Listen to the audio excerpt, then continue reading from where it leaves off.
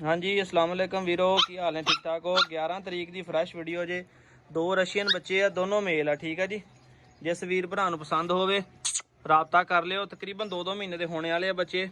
Number note कर लवो 0301 50 14 241 0301501421। Healthy active and सेहतमंद, खांदे पींदे ते एक्टिव बच्चे आ।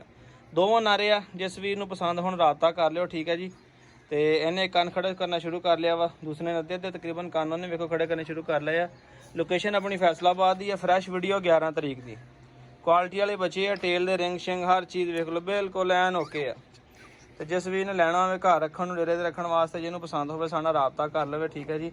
चैक कर लो फ्रैश वीडियो अज 11 तरीक तो 7वां महीना 2024। बाकी बच्चे तुहानूं पिंजरे च बाहर कढ़ के भी चैक कराना जनाब। जेह्ड़े वीर नूं जेह्ड़ा पसंद आवे स्क्रीन शॉट लैके भेजो जनाब, मिल जाएगा तुहानूं। हाँ जी वीरो तो चैक कर लो, ठीक है जी। दोनों बच्चे मेल आ।